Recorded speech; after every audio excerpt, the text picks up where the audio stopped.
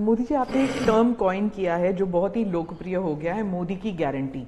अब चुनाव के वक्त कई लोग कह रहे हैं कि क्या उम्मीदवार जो है वो नॉट इम्पॉर्टेंट है, वोट तो सिर्फ मोदी जी को जा रहा है क्योंकि मोदी जी की गारंटी है।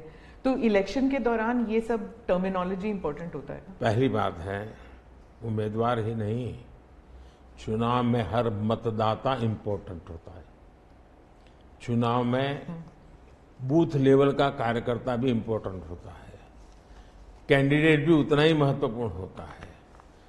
और इसलिए ये कह देना कि और किसी का महत्व नहीं होता है, ये वरना इतना बड़ा चुनाव हो ही नहीं सकता है जी, तो बहुत महत्व होता है। जहां तक गारंटी का सवाल है, आज हमारे यहां दुर्भाग्य से शब्दों के प्रति जो कमिटमेंट होना चाहिए वो एक प्रकार से लग रहा है कि तो चलते का नाम गाड़ी, कुछ भी बोल दो, कहीं पर भी बोल दो, कोई जिम्मेवारी नहीं।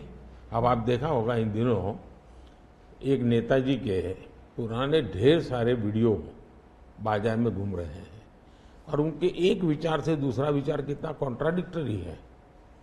अब लोग एक साथ देखते होगा, अरे ये आदमी इतना हमें मूर्ख बनाता था, हमारी आंख में धूल झोंकता। अभी मैंने एक नेता का भाषण सुना, उन्होंने कहा एक झटके में मैं गरीबी हटा दूंगा। अब जिनको 5-5, 6-6 दशक देश का राज करने को मिला, वो जब आज कहेंगे कि मैं एक झटके में गरीबी हटा दूंगा, तो देश सोचता है ये क्या बोल रहे हैं जी। तो मुझे लगता है पॉलिटिकल लीडरशिप की क्वेश्चनेबल होती जा रही है। ऐसे में प्राण जाए और वचन न जाए, ये महान परंपरा से हम निकले हुए लोग हैं। मैं मानता हूं नेताओं ने ओनरशिप लेनी चाहिए, जिम्मेवारी लेनी चाहिए। ये मैं जो बोल रहा हूं मतलब मेरी जिम्मेवारी है, ये कोई करेगा ऐसा करेगा ऐसे नहीं चलता है। और उसमें से मैंने बल दिया है गारंटी का। मैं कमिटमेंट भी करता हूं और उसका मैं ओनरशिप ले रहा हूं। और जब ओनरशिप लेते हैं ना, तो देश को भरोसा होता है। आज आप देखिए कि हम जो बात कहते हैं उस पर लोगों का भरोसा है। 370 हटाऊंगा,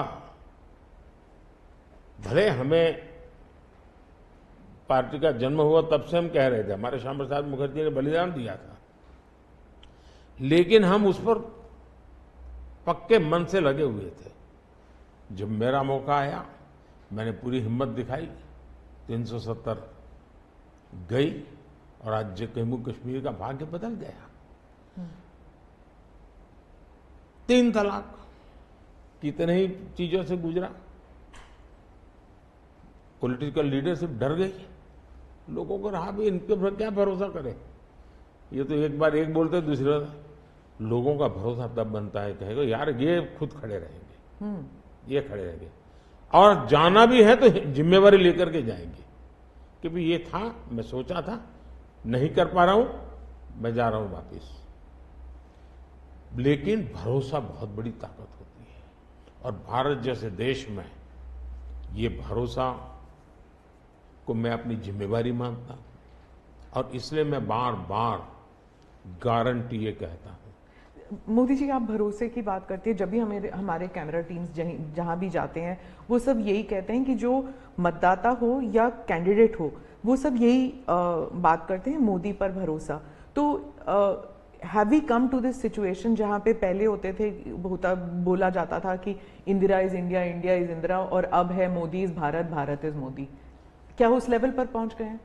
ऐसा है कि देश ये कहता है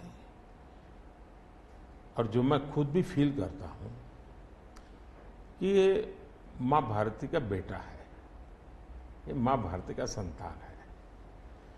उससे ज्यादा न लोग मुझे मेरे लिए सोचते हैं, न ही मेरे लिए बोलते हैं। भारत मां का संतान है, मां की सेवा कर रहा है, तो इतना ही बहुत है। मैं राम मंदिर प्राण प्रतिष्ठा की बात करती हूँ। इसको एक राजनीतिक रंग नहीं चढ़ना चाहिए था, लेकिन हो गया है। और जब इलेक्शंस आ गए हैं तो फिर चाहे ऑपोजिशन हो या बीजेपी हो, एक दूसरे पर आरोप लगाते हैं, तुम पापी तुम पापी। कांग्रेस कहती है कि इसका राजनीतिकरण बीजेपी ने किया इसलिए वो पापी है। बीजेपी कहती है कि न्योता देने के बावजूद आप प्राण प्रतिष्ठा में आए नहीं इसलिए आप पापी हैं। तो इसे आप कैसे देखते हैं? पहली बात है कि इसका राजनीतिकरण किसने किया, और इसको आज की घटनाओं से मत, जब हमारा जन्म भी नहीं हुआ था, हमारी पार्टी पैदा भी नहीं हुई थी, उस समय अदालत में ये मामला निपटाया जा सकता था, समस्या का समाधान हो सकता था। भारत विभाजन हुआ तो विभाजन के समय ये तय कर सकते थे चलो भाई इतनी इतनी चीजें ऐसा कर लो, वो नहीं किया गया। क्यों? कि एक ऐसा हथियार हाथ में है जो हथियार वोट बैंक पॉलिटिक्स के लिए मजबूती का एक दांव है, इसलिए उसको पकड़ के रखा गया और बार बार उसको भड़काया गया।